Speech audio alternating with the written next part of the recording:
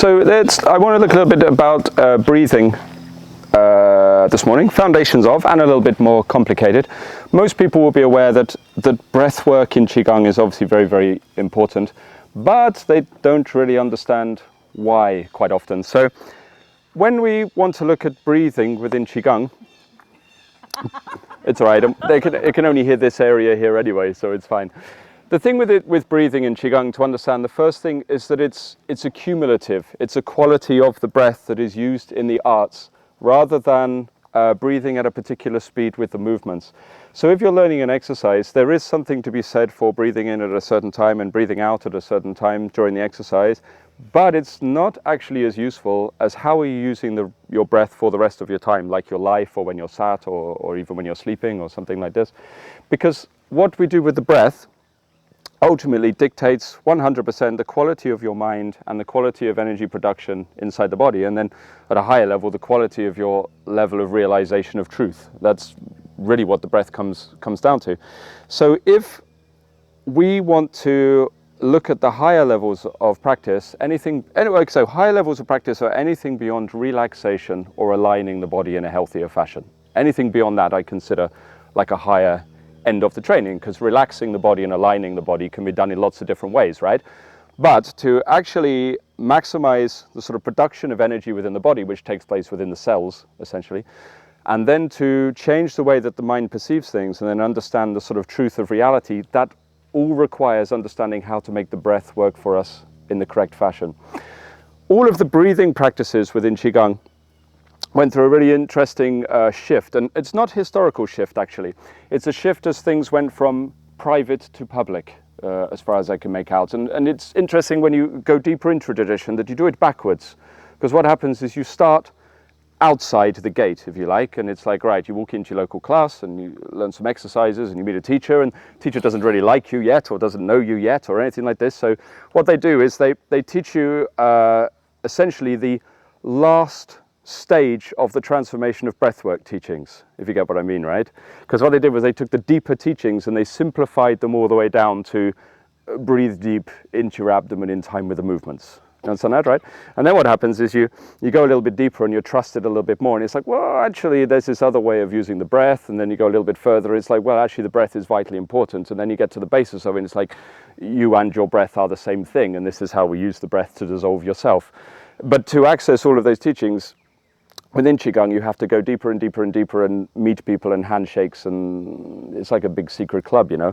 So that's why I'm saying you learn it in reverse, because obviously in the original foundations of Qigong, it would have been the deepest part of the breathing that the people were interested in, that they studied, right?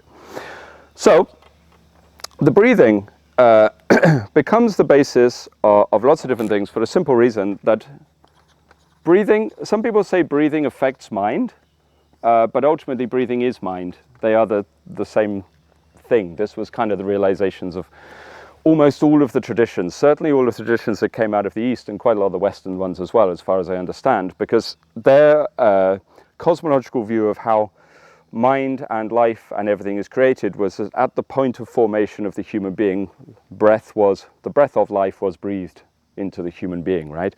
And then at the point of death, the breath leaves. So everything in between that, between birth and death, is essentially the makeup of you, which is not just reflected in your breathing, but is your breathing, was their idea, their teaching. And gradually, the more someone understands the process of eradication of self and the higher levels of development of mindfulness, sati or ting in Chinese, at the sort of deeper levels of that, you come to the realization that you are breath, and that is what is unified across all of beings. All of these things can't really be understood intellectually, only experienced. So what we have is a series of models to help you understand that, but then ultimately it comes down to the practice, right? Now, in the early stages, when you're told this, it seems strange, like, I am my breath. That doesn't make a lot of sense. But that's because the definition of breath is too shallow. Because when we're saying breathing, we're not saying the oxygen and CO2 exchange that's taking place within the body, or how your lungs move or anything like this. It is because at the very root of breath lays something that pulses, that is beyond that which is physical, which is purely energetic or purely consciousness. And that is the root of breath. That is still breath within Chinese definitions. You understand that? Sometimes it's difficult to take Eastern concepts and turn it into a Western word, because as soon as we say breath, we have our own connotations attached to it, right? All of our words, right? All of our words are just unsatisfactory. Like even the word energy that we use for chi, that's a Western word, right? That ultimately comes from deep Christian teachings. Energon was a teaching that suggested that that which happens in the realm of God is reflected within the center of the being through pulses that we feel. And that became energy, which they used as a Christian concept to understand the term of chi, which is sort of accurate but sort of not accurate. It's always hard to translate things very literally, and breath is exactly the same, right? So now I've confused you. At the root of breath, essentially that's what takes us to Jing and to Qi and to Shen. There's no way to access those three things without breath, or without those things in the body or those things in the mind that are affected by your breath, which is why the breathing has to be transformed. It has to be changed. The wrong teaching, breathe naturally. It's not true, because you don't breathe naturally. That's part of the problem. So if you could actually breathe naturally, like at your highest level of efficiency, it would probably be a sensible instruction. But since any human being that's experienced anything in life no longer breathes naturally, the instruction to just let your breath do what it wants to do is probably a shit one. So it needs to be changed, it needs to be adjusted. Because the idea with any breath work is you grab hold of the breathing process, you adjust it, and then you allow it to filter into the body till it becomes a constant quality. Yeah? Very simple. Now, breathing, at its basis, the first rule is there's only one type of breath. One type of breath within Qigong practice. So if you look at Qigong books or teachings, or within many schools, what you have is a series of types of breathing, isn't it? So you'll have abdominal breathing, reverse abdominal breathing, Dantian breathing, four gates breathing, paw breathing, turtle breathing, embryonic breathing. The list could go on and on and on, all these different types of breathing. And you read about them, and then it becomes very contradictory, because then often what you have is you have all these types of breathing, and they exist within classical teachings, but then the next teaching is just breathe naturally. And you think, well, how do those two pair up? Because if I have all these types of breathing, what is the point of them? I'm just supposed to breathe naturally. And it becomes an interesting clash between the two. But ultimately, it's because it comes down to the fact that they're not telling you different breathing types. They're telling you the evolution that your breathing will go through as you develop your breath through the practice. Yeah?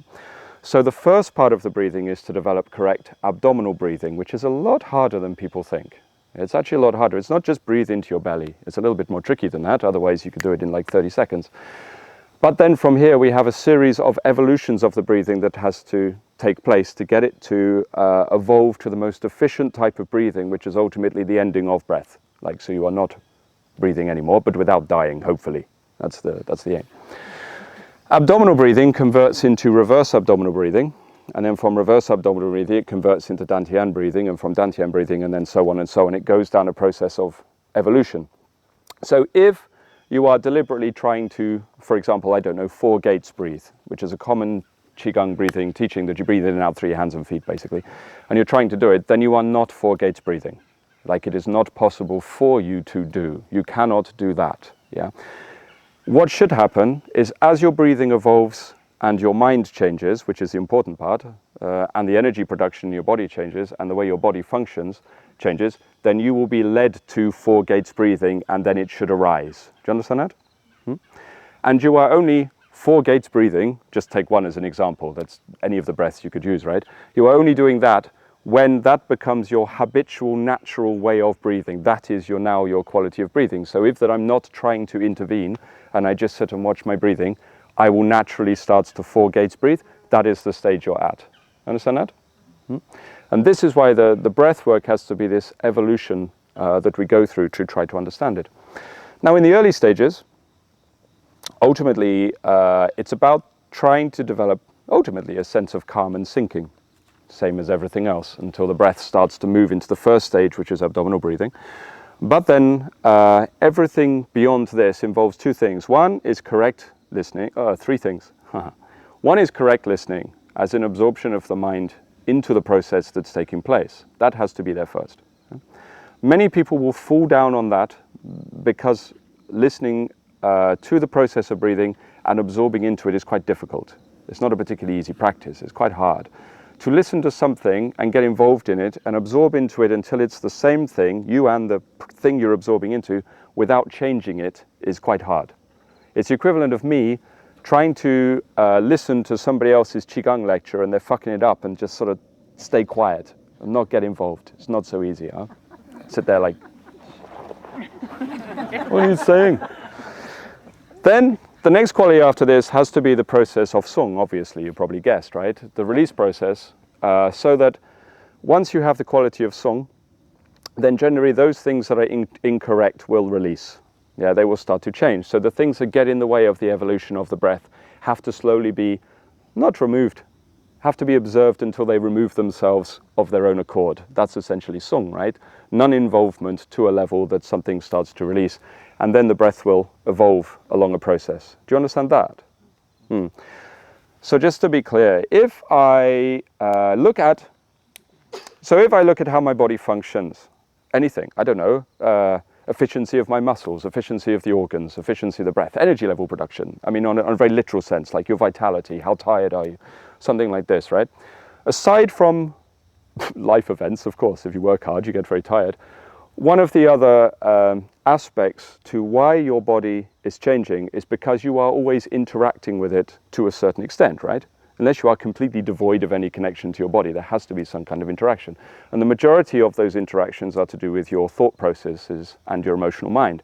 And while those things are interfacing with each other, the mind and the body, obviously your breathing and your energy system and the health of your body are going to transform according to those processes. You understand that? And we say that is because you are not listening. You are not listening, you are guiding. You are not, what's the word? You are not using attention. I think they normally say when they're trying to explain it in English. You are using intention, yeah? Understand that? Intention will change something, but you are accidentally intending all of the time, is the idea. And you are intending because of your thoughts and your emotions. That is what is creating the intention. Do you understand that? To actually listen or to apply attention to a process is incredibly difficult because you have to take the thoughts and the emotions out of the way for you to absorb into it without affecting it. Yeah. So, example of that is a really difficult instruction. It's like, you don't have to do it, but you'll figure out, you can see how difficult it is. Okay, listen to your breathing, take note of it, just see how it is, but don't change it.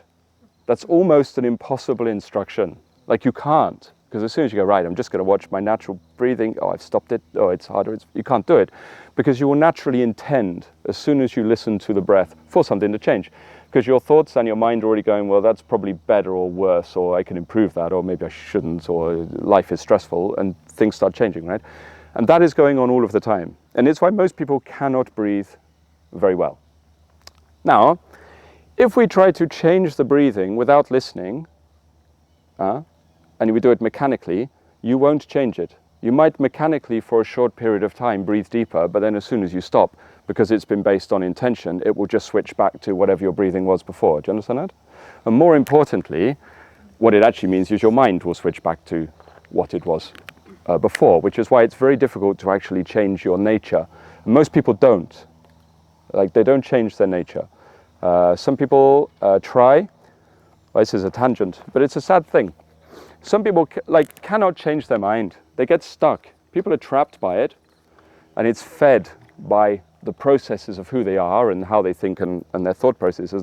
And it's very difficult when you're trying to teach somebody, because you have to get them to change not just how they think and how they feel, but right to the core of it, who they are in order to create that change. And that's very difficult because people are very invested in who they are. You only have to have a conversation with 10 minutes with people. Well, some people, sometimes 5 minutes. And you already know how invested they are in who they are, right? And if you're invested in who you are, you cannot change. That's just a fact. It will not switch. But then sometimes it's really frustrating because you'll get someone to change the quality of their mind through changing the quality of their breath, and they change how they think and they change how they feel. And it's weird. You see a period of years where it's like, whoa, that person really transformed. And then after about 5 years, 7 years seems to be about where it is from people I've known a bit longer, actually something in their mind kind of catapults them back to where they were before those 7 years of change. Yeah? Because actually there was a deeper part of the mind that they were still invested in that they'd buried somewhere deeper underneath. You understand that? Then you get other things on top of that. You get karmic shifts, which are very difficult to change. So you might have someone, just thinking of examples, you see someone's life, it's very judgmental, but you know, what can you do except be judgmental? Is you look at someone's life and you see where it's going, right? And you think, oh, that person's going to end up doing this, and they're going to end up, I don't know, well, something negative. I don't want to come up with examples in case weirdly it resonates with someone in here accidentally, which is what it'd be. But you know what I mean? Sorry? You know it's going to. Yeah, I know, but there's so many people here it's going to resonate with somebody. Do you know? And I don't want to insult people. But you see someone's life unfolding a certain way. Well, I saw my life, like where it was going. If I look at where, there we go, that's easy. I'll insult myself. If I look at where my life was and how it was going when I was younger, I was going to end up an angry alcoholic, basically. That was basically how my life was unfolding, because I hated everybody. And it was much easier to medicate that away with booze than anything else, and anything else I could put into my system, really, that was fun. So that was kind of like how my own life was unfolding, and actually I didn't mind it too much, but something had to switch to create that change, because part of me realized that's not what I wanted to be. So that life path had to change. So then there was a period of deconstructing the idea of self and that which I was invested in to enable my life to start to veer off down a different line. And most people can do that with some training. But then what happens is there's like a karmic thing that someone has to overcome, because you'll get to a certain point, normally about 7 or 8 years, seems to be a magic number, where something in your life will pull you back to that which you were supposed to be. Do you understand that? Yeah, and I've seen it so many times. So there's several stages of change. There's the initial change, which is the changing of the breath, changing of the mind, changing of the practice. And there's another stage where something in life will go, no, fuck you, this is what I had in store for you. And that has to be overcome as well. And they recognize these like gates of difficulty, gates of challenge that have to be overcome within the traditional teachings. Most people will, after a while, have the strength to take the initial change, but they don't have the strength to overcome that next part of the path, from what I see. Yeah? And I think this is why, this is definitely a tangent, but this is why I see within the Eastern arts, they always talk about 7, 8 or 9 years to watch and observe a student to see if they're ready for the next layer of teachings. Like that, it's always those same kind of numbers, 9 years sweeping the floor, 7 years sweeping the floor. I think it's for that, it's to see if they overcome that karmic switch that pulls them back to where they started. Yeah? What's that got to do with breath? Yes, because the trap of the mind is the thing that has to switch, okay? And this has to be changed in the early stages through the breath and through 3 qualities, of which I've only told you 2. One is ting, one is sung. Third one remains a mystery for the moment. Now, the quality of ting in the early stages is the absorption of the mind into a process without becoming involved. Pure, absorbed attention rather than intention. Okay? You can't listen while you're thinking. That's part of the problem. It's why when you give a lecture, most of the questions at the end are, can you repeat the last hour? Seems to be. Like if you actually break them down and paraphrase them down to what the core of the question is can you say that again? Then, after this, right, you can't release if you can't listen. Understand that? So if you cannot absorb into that process and simply apply attention to it, then you cannot give it the attention it needs to change, to take the things out of the way that are preventing it from changing. And that's the next part of the process. So if we look at what happens inside the body when you start to listen, people often know actually people think they know what their issues are, but they don't, do they? Like everybody thinks they know what their issues are. The problems in my life are because of this person, or this event, or this trauma, or this thing I had to do. And actually, that's not true. Most of the root cause for why you can't change is because of your over-identification with that event or occurrence or person. And then when you go deeper than that, there's actually a deeper reason why you felt you had to identify with that person or that trauma. You understand that? So that tendency for you to attach to that event was already put in place in you before the event happened. And if it wasn't that person, it probably would have been that person, it probably would have been that person, it would have been that trauma. It didn't really matter. Something was required that touched that part of your consciousness, which in Chinese they only divide into 5 parts. So that means 1/5 of life events that are slightly strong is going to touch into that thing that creates the connection, and then the path of your life is set. Do you understand that? This is why some people will have a different nature, so certain events will affect some people. That same event won't affect that person in the other way, but this other event will affect that person. It's very individual. Yeah, you understand? But if I listen to that thing which I've identified as the root cause, but I can't just apply attention to it, then it cannot be released, so you cannot change. So the perfect example of someone not listening is this. Okay, so through my Qigong practice and my meditation practice, I have identified that all my conditions and my problems stem from this one thing. And this one thing is the big reason why I'm such a troubled person, or something like this. You're already fucked, because you've over-identified at that point with that issue. It now cannot change. It is not possible, because now you know what the problem is, and this has become part of your self-identification that you then have to tell everybody, generally. It cannot switch. Yeah? It cannot change. It doesn't mean you ignore said event. Not, of course not. But there must be a neutral, non-cognitive, non-emotional ability to sit and just listen to that thing, and still it starts to transform. And if that thing can transform and that anchor is not there, you'll be amazed at what you can let go of. Yeah? And then it will go. No need for cathartic screaming and slamming and banging on the floor and going to therapy or anything like this. Just listen. That's it. Yeah? But it is a very difficult skill. Then from here, this like the key thing to this, right, is neutrality. Neutrality, that says neutrality. Neutrality of thoughts and emotions. Yeah? Neutrality of thoughts and emotions. And this is part of the big lie. It's not even a misunderstanding, it's a lie. Because some of the people who perpetuate the myth know that it's a lie, but they still perpetuate the myth. And the big lie is that your emotions are helping you. But they are not. Your emotions are in the way of attaining the neutrality that is required for listening. But what happened was, within the Eastern traditions, when they encountered general people, they came to the conclusion that most people wouldn't have the dedication that was required in order to go deep into the arts. It's like, okay, that person's not going to spend the next 30 years sat in this monastery listening to the same old chant of Om, and just trying to attain neutrality that creates the change they require for enlightenment, because most people have a normal life and a job and they like stuff, and that's okay.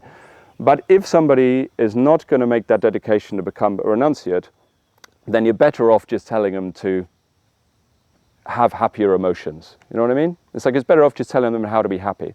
Well, which is fine, I understand. But will that happiness help them achieve Ting? No, definitely not. Because if they're still emotionally charged, then what happens is you don't have the neutrality that is required for listening, because essentially the rose-tinted glasses that you're emotionally putting onto everything just creates another layer of distortion. And ultimately that distortion means that when you attribute that quality of pleasantness, happiness, joy to that thing, if that event no longer matches that quality, it creates disturbance and ultimately another level of suffering, because you can't sustain that happiness. It is not possible. You understand that? So then you struggle with it. It's like, okay, so what do? I mean, the lie is there for a reason. And even some of the top lamas, top Taoist teachers, I mean, they still perpetuate this lie. Be happy. Be happy. Sounds Thai all of a sudden, doesn't it? You tell I spend a lot of time in Thailand from the way they say it, yeah? But, so should it be perpetuated? My opinion, no. No, I don't think so, because I don't think people are stupid. I think that actually people are intelligent enough to understand, or I hoped, I started teaching, that maybe what is required for this kind of stuff, over the arguments I've had over the years, I'm starting to doubt that, is a certain degree of compartmentalization. That's a fucking long word, isn't it? Your president couldn't say that, that's for sure. Compartmentalization, right? So, is compartmentalization like switching between these different mind states and understanding that there are certain times for some things and certain times for other things? Is that helpful ultimately for some kind of like full spiritual liberation? No, not of course not, because the idea is not to have any kind of dualistic approach to anything. But realistically, if you're not going to become a renunciate, it's probably the best thing you can do. You understand? It's like a stopgap. So for someone like myself, for example, if I just take myself, and it's only my life path, it's not other people's, is I have regions of life where I interact with people and have fun and do stupid things and cause trouble and what have you. And during that time, for me, the emotional part of myself and the personal side of myself, of course, that should come to the fore, because that's what that bit's for. It's for enjoying life and triviality, which you should enjoy to some extent. I think some people are very anti-triviality, but I think it's an entertaining thing at times. I think it's fine. It's just when there's too much of it, there's a problem. Not celebrity chefs, that's too trivial. Then, the other part of my life that I'm applying to practice, or how I am, or how I perceive things, or my personal goals, I suppose, that are also demonized, but they are goals of the evolution I want to go through. That part of my life I always apply with complete emotional neutrality. And that is a quality that I've had to train and develop. So I'm not looking for bliss, I don't care. I'm not looking for happiness, I don't give a shit. I'm looking for complete void of emotion at that time, so that I can effectively ting and song and listen and release those processes that will enable me to make the changes that I need. You understand that? The third part of my life will be at such stage where Ronnie's sick of me, the school's sick of me. I'm getting there already on both of those. And it's time for my life to take a different path, which will probably be much, much, much, much later in life, assuming something doesn't go wrong in the next few years. And at that stage, those two things will come together. Yeah, and that's when I will become a renunciate. And that is ultimately what I will have to do if I want to continue the path at a later stage. But right now, because of the nature of my life, I compartmentalize them. Do you understand that? And I think this is what people need to do, in my opinion, if they need to progress in these arts.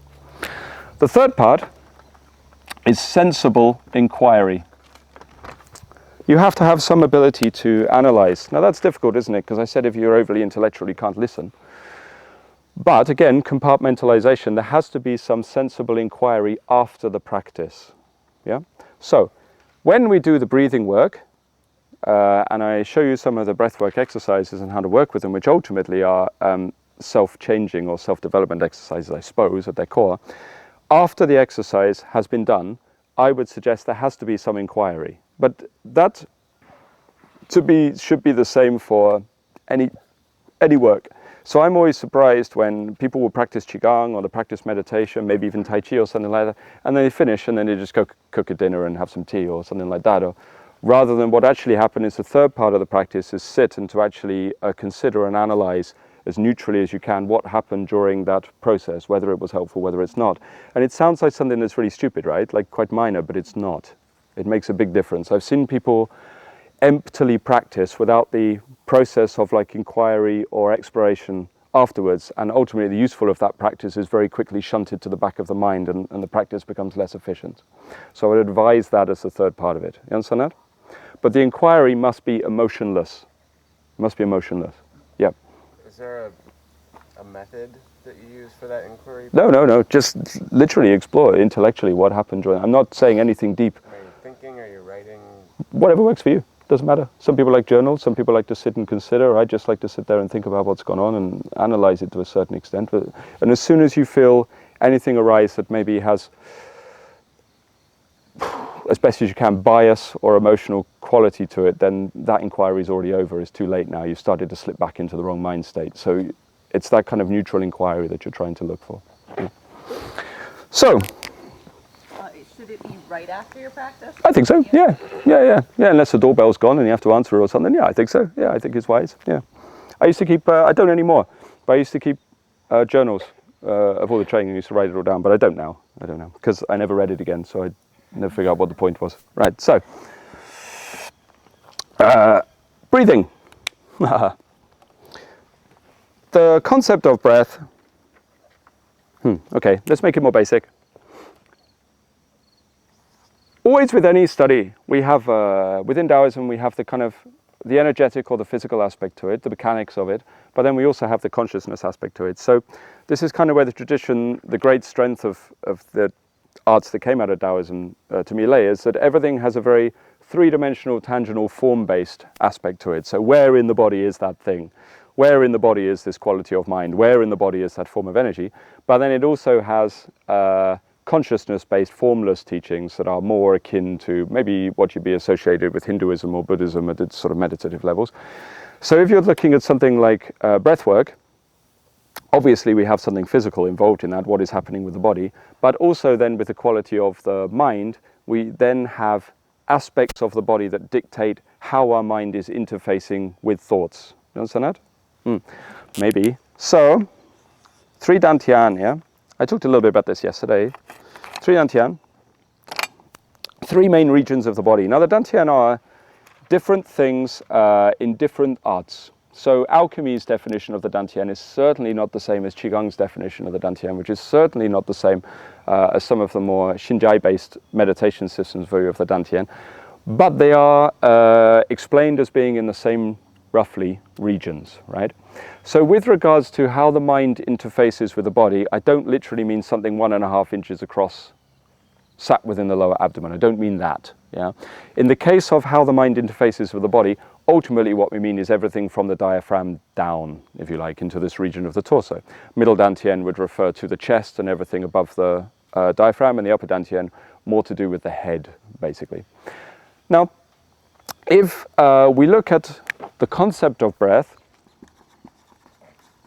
ultimately, how it manifests within the body is qi when we get past oxygen and carbon dioxide. And qi always has a shape. And if we don't agree that qi has a shape, then already you may as well go find another tradition, because that's kind of what Taoism is based on. So that kind of has to be something we take on faith in the beginning. So what we mean by qi has a shape is that essentially whatever form your mind is taking with regards to what it is placing attention on becomes the form of the qi. Understand that? So in like simple sense, it's oversimplified. And it's not this simple, but just so people can understand, if I put my mind into my arm from the elbow down to my fingers, and I'm quite good at it, and I put my mind in here, then ultimately the shape of my mind is the shape of my arm. Do you understand that? So the shape of the qi is the shape of my arm. It means what space is that filling. If I am daydreaming, obviously the space is a lot less defined, right? But it still holds a certain space. If I am very focused to a point, like I really want to fucking snap this pen in the middle, then there is a very sharp, condensed shape to the mind. Do you understand that? So we could use the term shape, like sort of shaped, you know what I mean? It's like it has a shape, but it's very fluctuated according to what we're doing. Now, most of the early stages of training Ting are training the quality and the shape of the mind to be under your control. So that if I wish to listen to the body and I wish to listen to the lungs, the shape of my mind has to match the shape of the body and the shape of the lungs. Do you understand that? Once I then have a controlled ability to stabilize the mind into the right shape, which is not that easy for a lot of people. It takes a little while, huh? Unless you're, some people, if you're naturally very calm, it's very easy. If you're one of those guys, everything's exciting, it's quite hard. It can take some time to train. Once your mind can be stabilized, the shape of your mind governs the shape of qi until it is stabilized into something. You are said to have attained ding within Chinese, the stabilization of the mind into the shape of a form, meaning that your qi now has shape. You understand that? Now, during the course of your daily life, you will always have a certain degree of shape of the mind, but it's not under your control. So you will always think according to one of those three places. And that can sound strange and overly black and white, but actually if you look at people over a period of time and you people watch, you'll see it anyway. You'll see it. It's not even that hard to see. So this is what I was saying yesterday, that if you are intellectually figuring something out, problem solving, which a lot of people are doing all the time, aren't they? Even problems that don't need solving. They're just creating problems in the mind that need solving. That's sort of very cognitive way of thinking something out, sort of problem-solving thought. Then the shape of your mind is based in the upper dantian, essentially your head. Yeah, that is where it is based. The shape of your mind is here. If you're a very intellectual person, then this is where it will be based all of the time. If you are a human, then there will be different times, which I'm assuming you all are, most of you, that if there are times when you're figuring something out, the shape of the mind will move to that place, right? So does that sound too black and white? Too simple? Maybe. But if you actually look at somebody if you look what happens to the qi, the energy of the mind, because that's all it is. Qi is the fluid of the mind, nothing more. No? And when that fluid interfaces with the upper body for a long period of time, the qi starts to change the shape of the tissues. Now, most of you who've trained a while will know that if I put the mind into the tissues, they engage and the inside will start to stretch, something in the martial arts that becomes very important for power, and something within Neigong for lining up the channels becomes important for the opening of the orbits and things like this, right? And when the mind interfaces those tissues, they'll change shape. So somebody who is very cognitively holding the mind, the shape of their mind high up in their body, in their head, will start to transform in that way. It's the Germans. They win. It's an English paranoia we all have rooted. Yeah, sure. So, no, that's good. So what happens when the shape of the mind is held in that place for a long time is the whole of the shape of your body will change. Can you see that in people? It's like if you watch a very intellectual person, everything is up, but not just like the way they hold their balance, but also like the shape of everything. You'll see their shoulders come up and make the shape, and then it's almost like their hips pick up a little bit, and there's no strength in the legs, and you can see like the center of gravity is too high, because the chi, the shape of the mind, is forcing everything up in this shape within the body.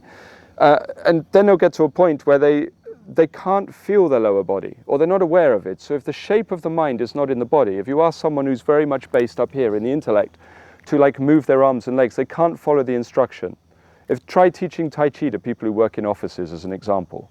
It's an absolute nightmare. There's a whole process of getting the shape of the mind back into the body so they know where their arms and legs are, so they don't look like some kind of retarded robot while they're trying. I'm not allowed to say retard anymore. Now I'm on camera. I forgot. Some kind of retarded robot while they're moving, right? A robot. You're allowed to say robots are retarded. Robots are retarded. I thought retard was just let's leave it right there. So now, what we have within the middle dantian is the emotional center, which isn't even that weird. Like every culture talks about that as the heart is the emotions. What's that? Solar plexus chakra, if you like, if you're within one of the hippie traditions, is the center of the emotional self, and the space around the diaphragm locks up on people and things. And this is where most people essentially will hold their mind a lot of the time. And you get that division between head people and heart people, which is actually a lot more literal than maybe people would be led to believe, with how it shapes the body and how it forms things. Most people are there all of the time, like the vast majority of the time, is just how they're interfacing with life. I think personally, those people that are up here in the head tend to end up running things. They tend to move very quickly up through the organizational hierarchy, don't they? Because that's where their mind is. Their mind is on problem solving, so that's where they tend to go. Whereas most people tend to operate down here, around this space, which is great because it gives you a mental feedback between you and the outside world, but it doesn't make you very good at problem solving. Not really. Like, that's not a good place to solve problems. And this is why most people can't problem solve. Have you noticed? Maybe in yourself, maybe in others? Like, you give them a simple problem, they can't sort it. Like, it's almost impossible. It's like people don't have the ability to organize their mind in a certain way. And it's interesting that if you look at how a lot of the classical meditation teachings were done, was originally what they did was they took people from this center, the emotional center, and they raised them up to the head center first, which sounds strange. But they figured out that the problem-solving mind was a lot more useful than the emotional mind, and then afterwards they sunk them down to the bottom, because it's quite hard to make that release from the middle to the bottom, but it's actually not that difficult to make the release from the top to the bottom. It's a very strange phenomena, right? Now, unfortunately, if you look at most of the people that go into the meditation world, for example, or something like this, most of them are quite emotionally based people, aren't they? You know, because you're the kind of people that are more interested in feelings than anything else, and like, you know, connection to people. This is all here. But it's quite difficult to actually get people who are working that way to meditate efficiently, where the mind has to go down to the bottom. You understand that, right? It's hard to think. Where actually, if you took a lot of people that were CEOs of major companies, don't even know what an emotion is, right? They've got no idea. It would not actually be that hard to get them down to the bottom, to teach them to meditate. They wouldn't be bad at it, as long as you could get them out of the intellectual mind. Unfortunately, they don't generally have the passion or drive to meditate, because they're not that kind of people. So it's one of those strange enigmas in life that the art never attracts the people that would find it easy. It's very peculiar, right? It's an odd thing. Thought based in the lower part of the body, I don't mean your groin, definitely not, right? The lower abdomen is neutral, or a high degree of neutrality when it's based in the abdomen. Yeah? It's devoid of those things that create those distortions, which is the idea. So what we have to do within the arts is understand how to get the mind to get out of the shape at the top, the shape of the middle, and get it to the bottom. Hence the basis for a lot of the Dantian work in the early stages of the training. Do you understand that? Now they had different ways of doing it, and one of the key ways was obviously your breathing, right? Your breath, because your breath had to lead the qi down lower and lower into the body, which was abdominal breathing, right? Now if you look at that on a very literal, like, okay, a really simplistic Western sense. This is a Chinese model for energetics and interface between the mind and the body. But even on a very shallow sense, everybody knows that if you breathe deeper into the abdomen, then essentially you calm down, right? That you move out of that part of your head. That's not that difficult to understand. This is just taking that a step further so that it becomes stabilized into that part of the body. Can you physically use a method to attain that? No. No, you can't. Because if you do, you'll only do it temporarily. So maybe your experience in life when you're a bit panicky and you switch into your favorite pranayamic breathing, which most people choose the wrong pranayamic breathing for them, from my experience of yoga people generally, because what you find is the people that are a bit more up here really like the fired up breathing. And the people that are really docile generally like the really calm breathing, and actually what they need is the opposite generally, but never mind. But if you have your favorite pranayamic breathing that calms you down, when you're stressed, it's equivalent to breathing into a paper bag or something, you might be able to do that to temporarily take the quality of the mind away from that place, but by the next day, by the next afternoon, you're back up there again. You understand that? Now, this is the problem. The intellect leaks qi. Leaks qi. I mean, that's not hard to figure out. If you're thinking about something for a really long time, you get really tired. You only have to study for an exam or something and you just realize you go to stand up, you're like, oh my God, I'm fucked. Your legs don't work and your head's gone, and it's like, oh, I'm tired. And if you actually look, if you keep going and keep pushing and pushing with your mind, maybe you're a manager in a company and you've got to get a problem solved or something like that, you'll actually start to develop what they call the symptoms of qi deficiency in Chinese medicine, right? You start to get pale and cold in the head and maybe a bit clammy on the skin just as you start to get tired. The emotional center leaks more qi. Unfortunately, the emotional center leaks more qi. So strong emotions over a long period of time are tiring. That's not even rocket science, is it? That's not hard to see.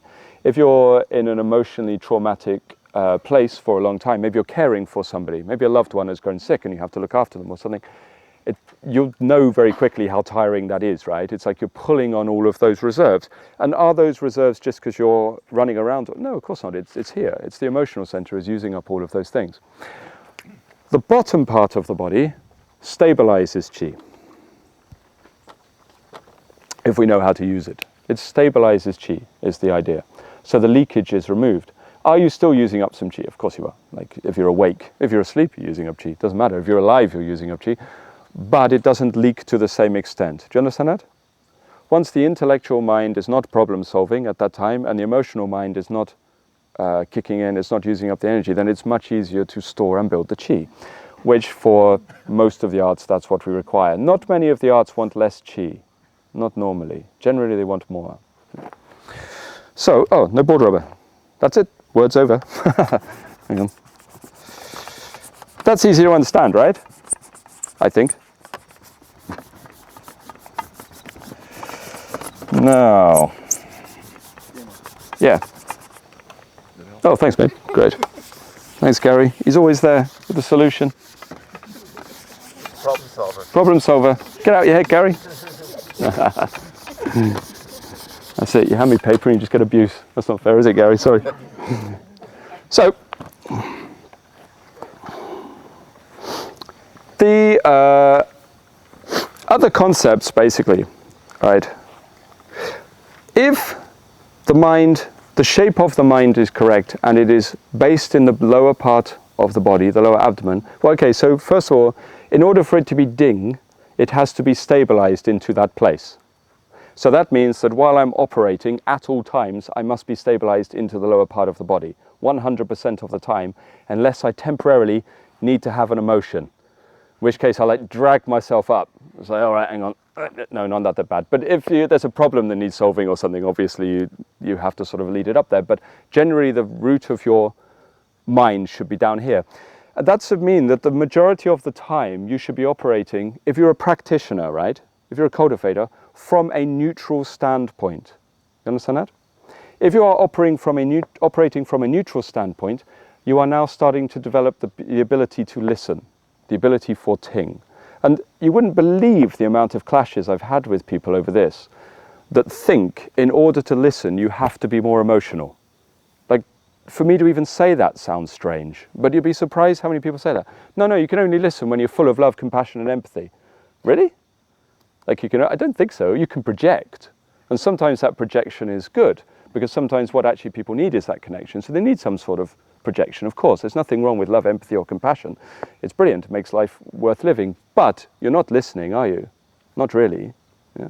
Any more than if you are angry, you're not listening. You can't even hear what that person says. You can only listen when you're neutral, because otherwise you are intending to a certain extent. You understand that? Now, if you're going to change something in your body, then you need to develop song. Song. This quality here, right? The quality of song. The quality of song needs to be habitual. That's what you're trying to build. Once the quality of song is habitual, the quality of release, then it is a gong. You have achieved gong fu of ting, if you like. If you have to force yourself to listen, then you don't have the quality, you don't have gong yet. You understand? It has to be there.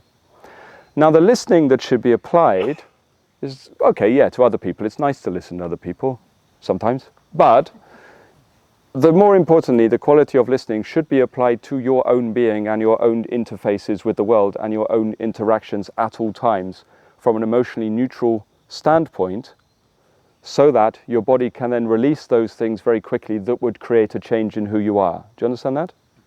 Yeah? The emotions should not be eradicated. Of course not. Definitely not. So it's again a little bit literal. You could think of it like this. It's like, I'm dealing with life and, okay, down here, rooted in here, something's funny. Haha, everything back up here. But then when that's done, everything back down to the abdomen. Do you understand?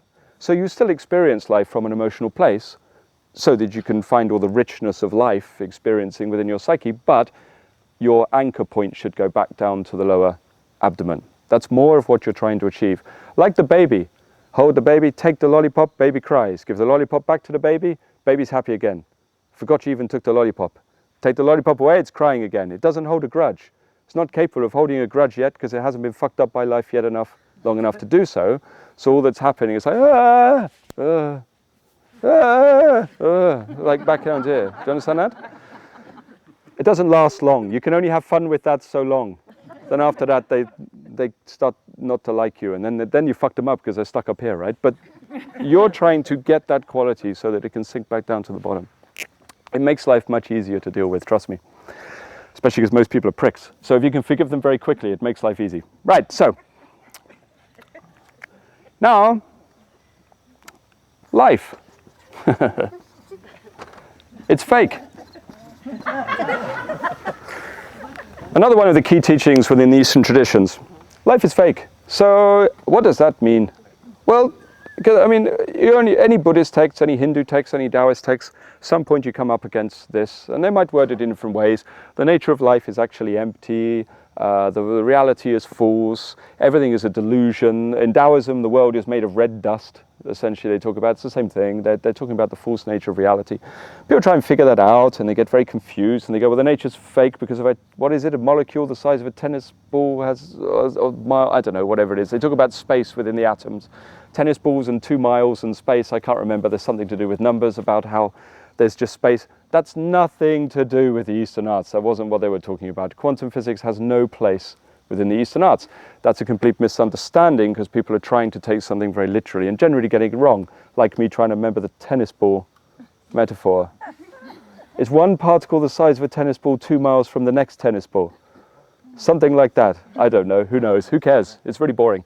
But that's got nothing to do with it. Ultimately, it's because at this levels for the teaching, they're only talking about the mind. That's it, not the nature of reality, like physical, Like if you still think reality they're talking about is this which is physical, then you're in the wrong realm when you're trying to understand these teachings anyway. What they're actually talking about is the quality of your mind.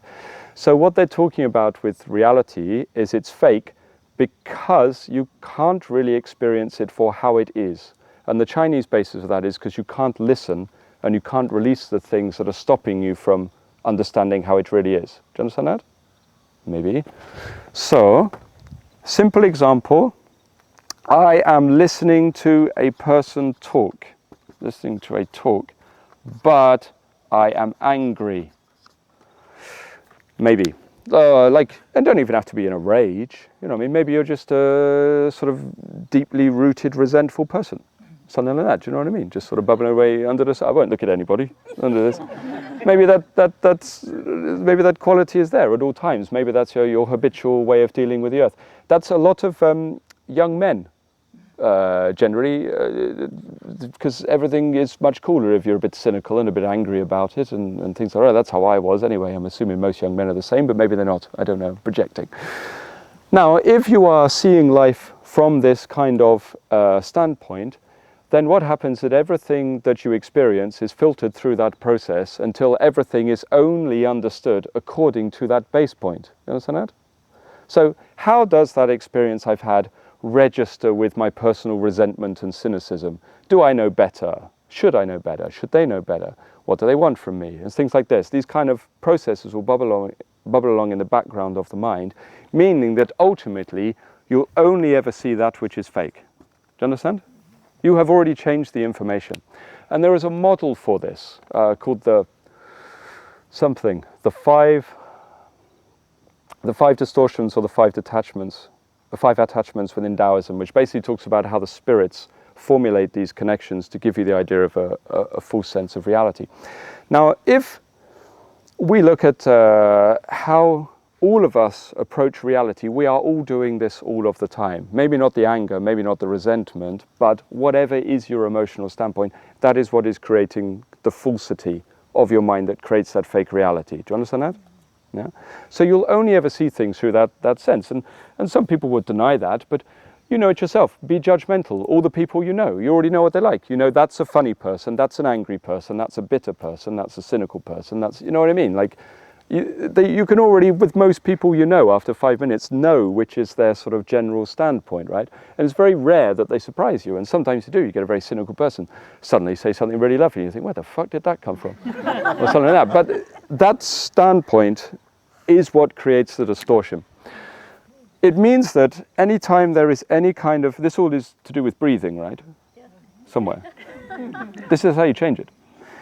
Now, if you have any kind of stimuli or experience that's coming into your being, ultimately what it does is it creates thought.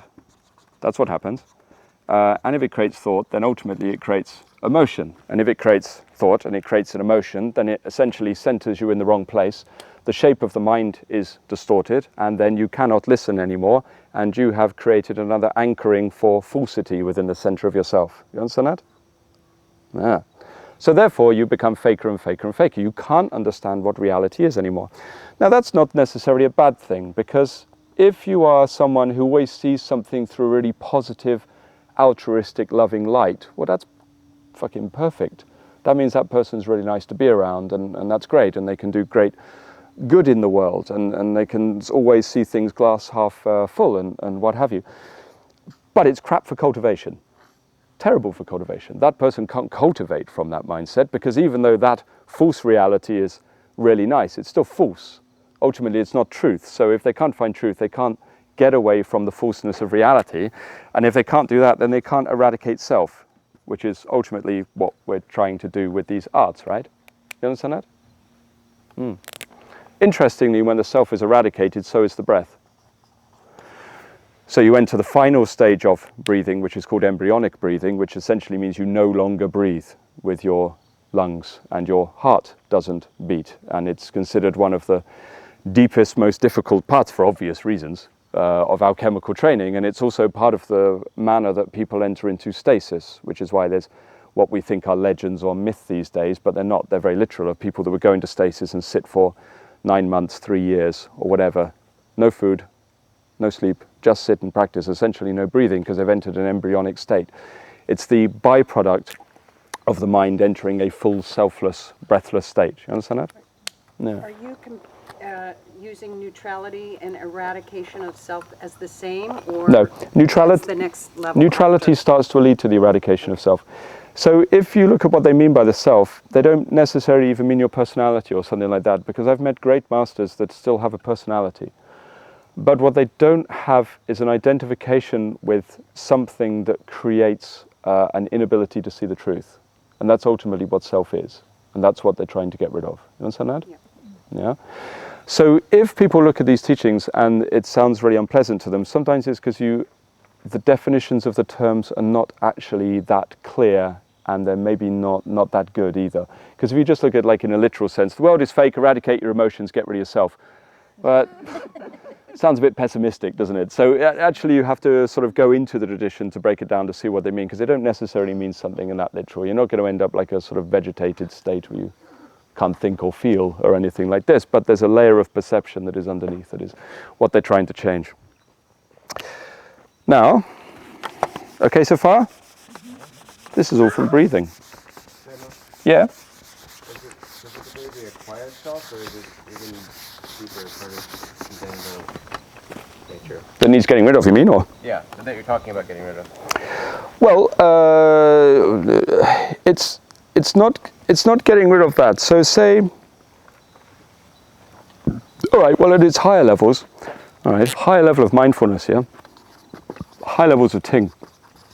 I think I said yesterday things are in stages, Sung's in 15 stages, Ting's in I can't remember how many, fucking loads. But they talk about different levels of attainment, and at the higher level of mindfulness or Ting, what it means is your mind, your acquired mind, is no longer contracted under falsity, anchored into those states of perception that you judge everything by. So instead it starts to fill the congenital mind. Yeah?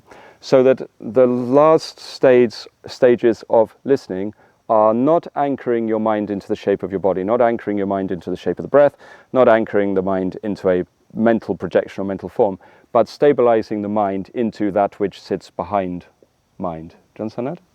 So that the acquired mind is fully absorbed into the congenital mind, and then what happens when you're listening to the congenital mind, then enlightenment and awakening arise within the center of the person, because they're only fully absorbed into that thing that is free of any distortions. Got it? Oh yeah. Good? Yeah. Yeah. Yes. Many of the teachings I've heard in Buddhism, when the self dissolves, the Yep. fake self, Yes. that by the nature of mind, true compassion, loving kindness, and Sure. cognizance arises. So it's not as if it's a void Yeah, exactly. state. Yeah, yeah. It's actually a warm, loving state that's not contrived. That's right, yeah. Yeah, basically. Within Taoism, they have a similar model. Or the way they explain it is emotions and virtues, the De. And if you are free of distortions, delusion, essentially using the Buddhist term, then what starts to happen is those virtues arise within the center of the being, which is why you get all the stereotypical old man with a beard up in a mountain who doesn't speak to people very often. When he goes to him, he's unwittingly wise and compassionate and connected to everything. Of course, that's what arises. So it's those things arise when, as I say, the mind is absorbed into that particular state. It's also why when they say that the mind, the self is eradicated, we should probably take that apart a little bit. It's not that the self is eradicated, it's contraction of the self that's eradicated. Do you understand the difference? So if I have, I don't know, what happens? Somebody insults me, for example. It happens sometimes. Can't understand it. But someone insults me, and because of the awareness of the shape of the mind, which ultimately is the shape of the chi, right? What happens is you can feel it. It's like everything goes within the center of your body, right? And we all feel this sometimes, and it goes, oh, right there, especially if it's someone you really care about who's insulted you. And that contraction you feel within the body, but the same thing also happens within your consciousness at all times, whether you're aware of it or not. Now that contraction might go to the formless state of anger or something like that, or it might go to fear, or it might go to sadness or whatever, but that contraction essentially is that which needs to be eradicated so that the self is free. Does that make sense? You understand that, right? So the self is not got rid of as such. You still have a personality. You still have the ability to enjoy life or something. Otherwise, an enlightened state would just essentially involve laying in a nursing bed. It's what would end up. You'd have I used to work in social services, so that picture always comes to mind, a nursing facility for enlightened people. Just laying there because they can't function anymore. It's not really how it is. It's just that the self is able to be there, but it's absorbed into that higher state. You understand that? Now, next stage, which is an earlier stage, health. Let's look at that instead. Let's forget enlightenment. Let's do health. The next stage should have been the stage before. How's that?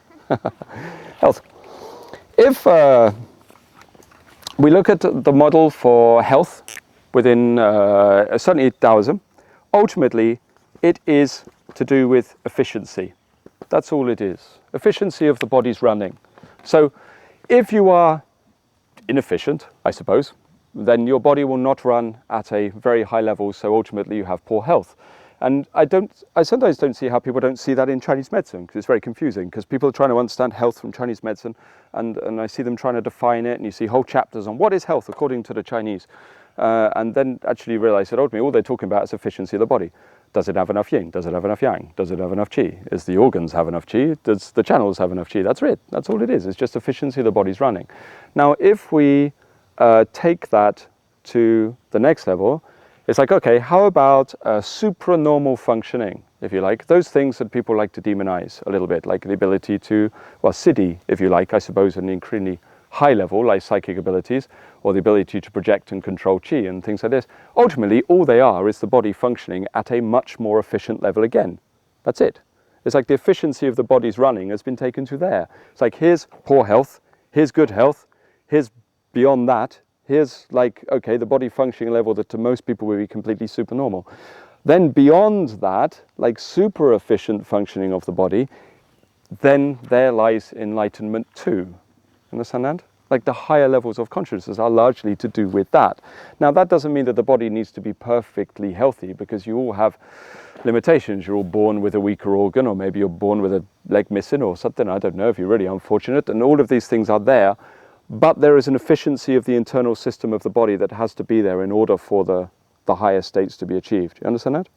That's why always when you look at the stories, if you like, the classics, the literature, the process that the person goes through, whether it be Buddha or whether it be the Hindu saints or the Taoist immortals, especially the Taoist ones actually, if you look at the process they go through, they tend to become healthy and strong and vibrant, and then they develop strange abilities that become almost mystical, and then after that they attain enlightenment.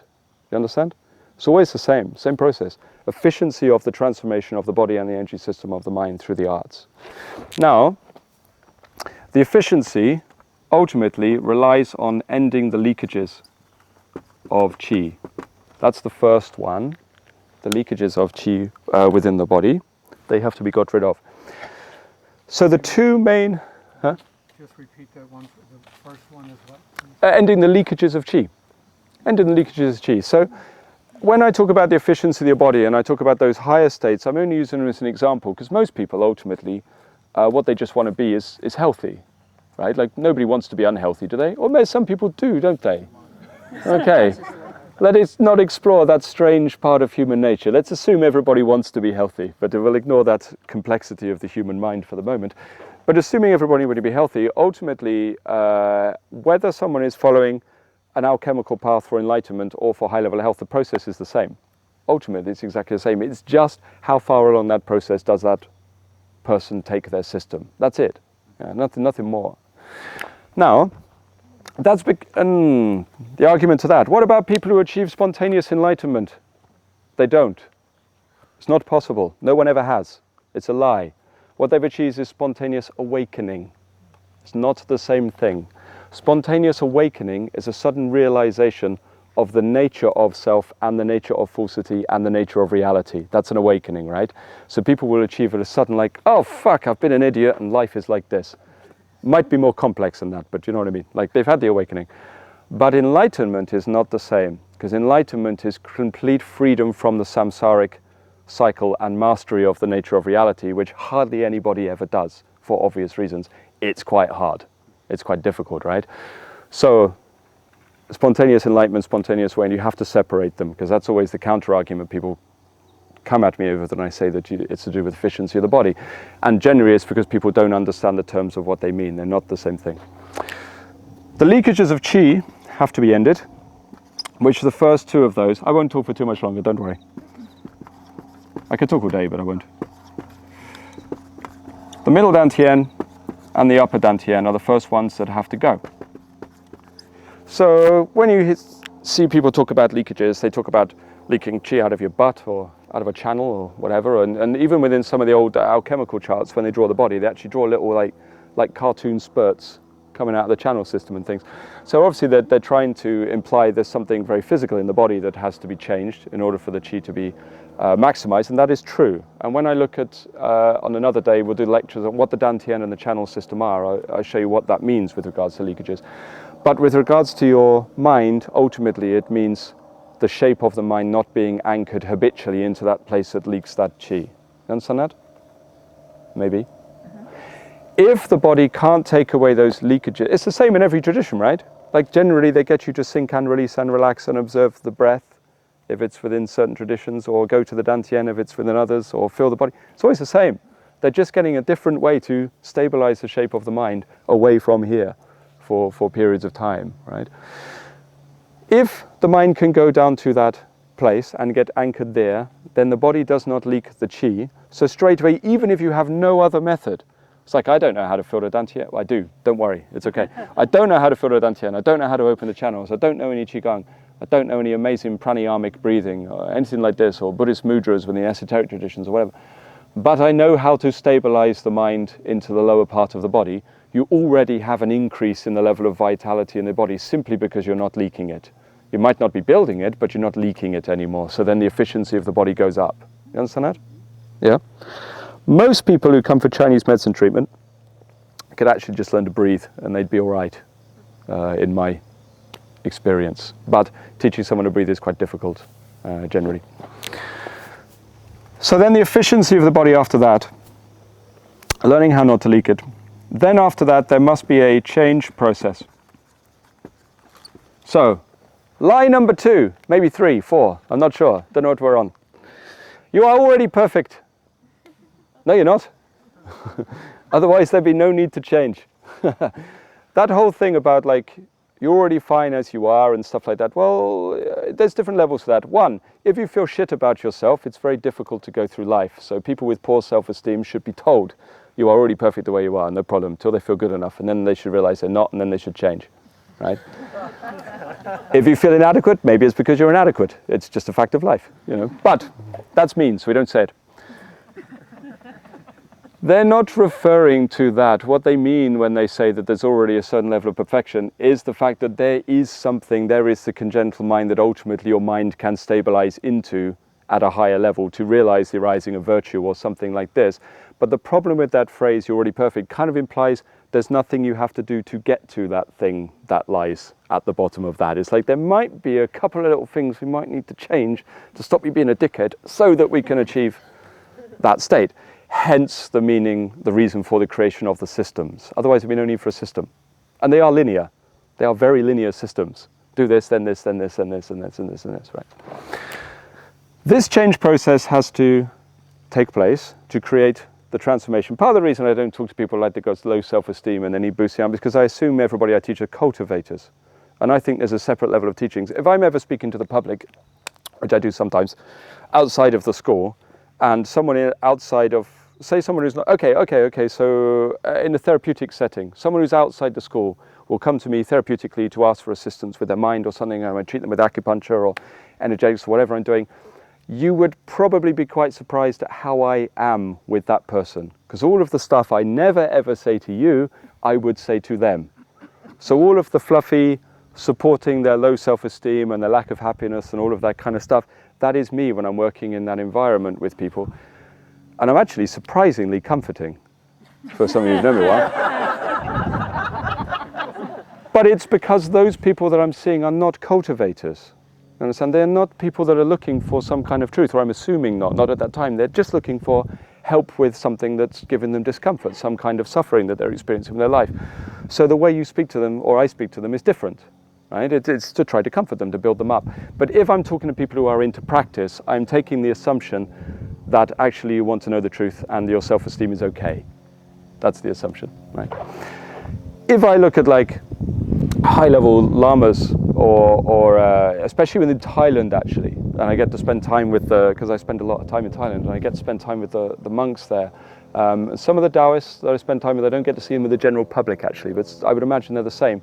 You can have the deepest conversation with them, you know, about the nature of reality and the 51 aggregates of the soul and the nature of, it's just incredibly deep. And then a member of the general public comes in and they'll turn around and go, touch them on the head, yeah, this is for luck, be happy, the world is full of love, you're already perfect, off you go. And then send them out the door, then turn around and then back to the highly in-depth conversation. It's amazing to see the switch between the two mindsets, because you know everything they just said to that member of the public was complete bullshit. But it's what they needed to hear at that time, so they felt lucky. And that there might seem like a minor thing, but that to me is the problem with the cultivating world. Because I think that the cultivating world doesn't know what are the cultivating teachings and what are the feel-good teachings. And maybe sometimes they need to separate a little bit if people actually want to achieve anything. So teaching number 2 is you need to change. You are not perfect and something needs to switch. And that thing that needs to switch are the contractions that stop you realizing the nature of truth. Understand? There's all sorts of ways to do that. If you're interested, I'll do a lecture on that. If not, or I forget, we won't. Another time. Another time. The third thing that has to change for the efficiency of the body is we need to learn, and this is where Qigong comes in. Finally get back to Qigong. Production and circulation of the Qi. Production and circulation of the Qi. Production and circulation of the fluid of the mind that is created by the interaction between the mind and the body. Ultimately, that's what Qigong is. Understand that? Maybe. This is what I said about you learn something backwards. Because they would have started with how to change the nature of reality so that you understand the nature of truth and realize yourself. And then gradually, as outer door teachings appeared, because they taught more publicly, what they ended up with was how to circulate the energy that's already there within the body, right? But a lot of the purification teachings got taken out, because who wants to do that? It's quite difficult, right? And it takes time. But circulation of energy that's already there is okay to do.